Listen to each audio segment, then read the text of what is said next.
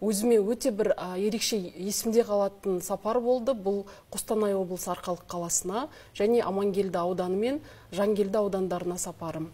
Өздеріңіз білесіздер, бізде 19 ғасырда жалпы интеллигенцияда 3-ақ тұлға дүниеге келді тарихта. Олар Ыбырай Алтынсарин, Абай Құнанбайұлы, Шоқан Уәлиханов.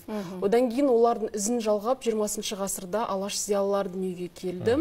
Осы 19 ғасырдағы ұлт зиялысы саналатын 3 тұлғаның екеуі, сонымен қатар Алаш зиялыларының ұлт ұстазы Ахмет Байтұрсынұлы пен жаңағы ағартушы Міржақып Дулатов дүниеге келген, Ыбырай Алтынсарин дүниеге келген, Шоқан Уәлихановтың ізі қалған осы өңірлерге барғаныма мен өзім ерекше қуандым.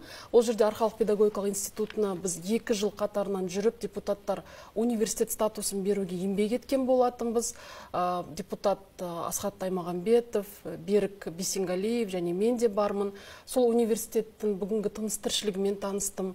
Арқалық қаласында мемлекет басшысының берген тапсырмасының аясындағы жаңғырып жатқан, серпіліп жатқан жаңа инфрақұрылымның құрылысының барысымен таныстым. Жалпы қаланың дамуы өте қатты ұнады. Арқалықта 1 университет, 4 колледж бар. Сонымен қатар ашылған жайлы мектеп бар. Мен сол мектептің ұжымымен кездестім.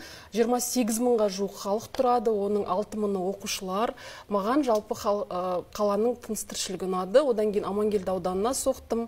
Амангелді ауданынан келіп тұрғаннан кейін Торғайдың орталығы Жангелді деп айтты. Ол жерге соқпауға болмайды деді. Содан мен Жангелдіге соқтым. Сол жерде Ыбырай Алтынсарин мектебіне бардым, және Ахмет Байтұрсынұлы мен Міржақып Дулатовқа арналған мұражайларға бардым, облыстық аудандық емханалармен бардым, халықпен кездестім, және сол жерде Қазақстан халқына қорымен толыққанды жабдықталған 100 жылдық тарихы бар мектептердің ұжымымен кездестім. Жалпы маған халықпен кездесу өте қатты өзіме ұнайды. Үнемі мен халықтың бел ортасында жүруге тырысамын.